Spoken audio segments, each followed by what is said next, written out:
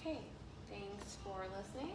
I'm Whitney Cleveland, and I'm going to go through a few postures that can help you with low back pain and tight hips as well. So they usually go hand in hand.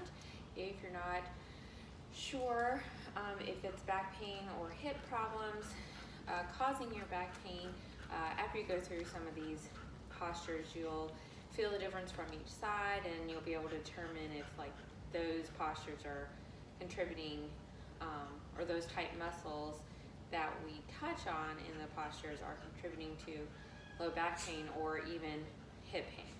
So without further ado, I'll go ahead and start. This is Kakoa. He might be around here and there. I have 4 dogs, but mostly he moves around the most. And my golden retriever Charlie, who's not too far off to the side. You can't see her anyway. All right, so we're going to take a deep breath in, bring your hands up, and exhaling through heart center. We're going to go ahead and bring our hands back behind us for chest expansion. And we want to extend through the thoracic spine, but draw belly button into spine. So we can try to start opening in the chest and in the upper back. Tummy's in, so we're not extending through the lower back. One more breath, and then release. Go ahead and shake it out. We're going to go through modified half moon. So inhale, right hand up. Bring left hand to hip, and we're going to lean to the right, pushing hips out.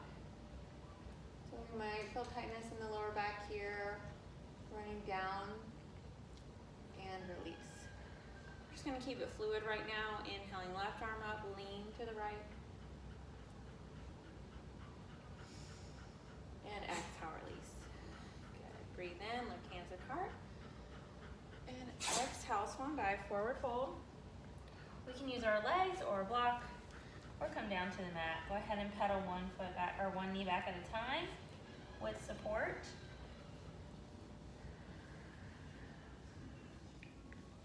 And go ahead and release all the way down to the mat. We're going to come into a comfortable or onto our sit bones. Good. A little hip mobility. You can separate your feet, come to the outside edges of your mat, and simply rocking knees side to side.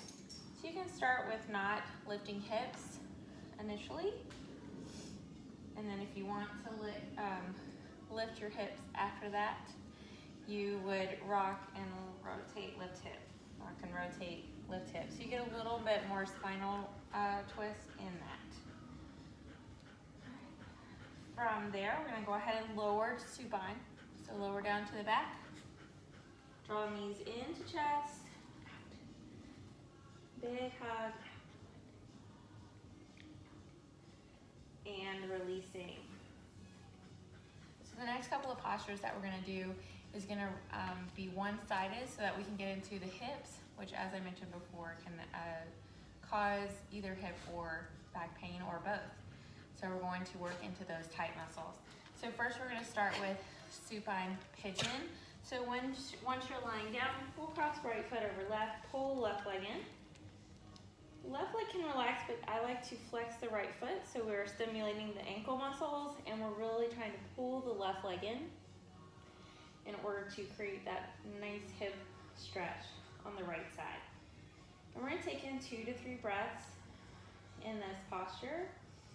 A good option here, if it's not comfortable to use your hands or you want a little bit more support, you can place a strap behind the knee so that you can use the strap to pull the leg in. One more breath. And exhale, release. So we're going to go ahead and stay on the same side and do a different posture. This is a piriformis stretch. So you're trying to get right to the center of the glute. Your piriformis runs from your tailbone, so the very end of your spine, all the way to your sit bone. So what we're going to do now is we're going to pull both knees in.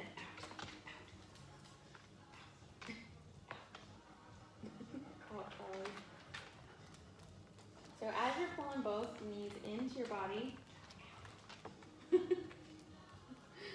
she's trying to get some TLC. You are going to feel the stretch right in the center of the glute. Out. Out. Go. Go, darling. And we'll go ahead and release. Excuse me. So after we're doing those, I'm I'm just gonna do one little bridge out. Now, go, go. We're gonna do one little bridge just to align the hips back up. So we're gonna lift the hips, we're gonna brace in the belly. If you have tight hip flexors, you might feel a stretch in there, especially if you're not very warm right now. And then lower right back down. We're gonna switch sides now. So left leg's gonna come in, pull right leg to the body. Left leg is flexed, or left foot is flexed. Pull in. And so you'll notice stretching right along in here as we get into the hip complex.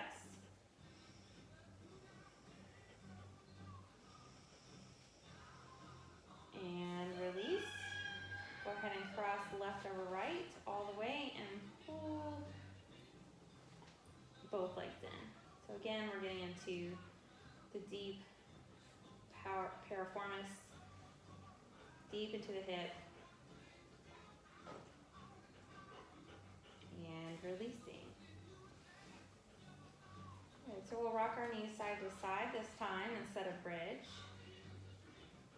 So our feet are a little closer together than they were before when we did this seated. And back to neutral. So now we're going to move into the hamstrings, just because hamstrings can also pull in the hip complex, and that can cause low back pain. So we're going to go ahead and bring our right leg up, and I'm just going to show the modified option here. So left leg can stay bent, grabbing on behind the leg. Flex your toes. You want to flex your toes because when you engage the front of the leg, then the back of the leg can actually stretch. Think about a tricep and bicep. A lot of people are more familiar with these. If you flex your bicep, your tricep is relaxed.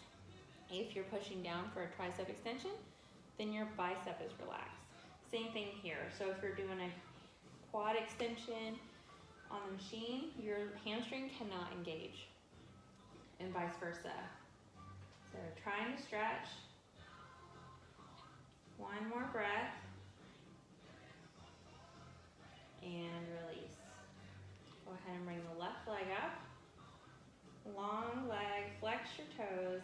You want to have a tiny bend to the knee and try to relax your pelvis. So you'll find that if you pick your right foot up sometimes, you might feel your pelvis lower back down. So what we do is we try to get further along before our body is ready sometimes, and when we lift the pelvis, we're compensating. One more breath. And releasing. We're going to move into bridge now, but more as a way to strengthen in the pelvic floor and also help strengthen the lower back, the lower back and the hips, if they're weaker, using bridge pose is a great way to try to build some strength there. So we're going to make sure that our heels are in line with each other and feet are about hip width apart. Knees are therefore hip width apart. Hands can be by your side. And to start with, I want you to take your back and push it down to the mat. So lower back, grounding, right? And we're gonna brace in the abdomen. Hooking in the chin a little bit. Again, hands by the side. Breathe in and then feel that belly brace like someone's gonna punch you in the stomach. So before you move into bridge, you can hold this for 10 seconds and release.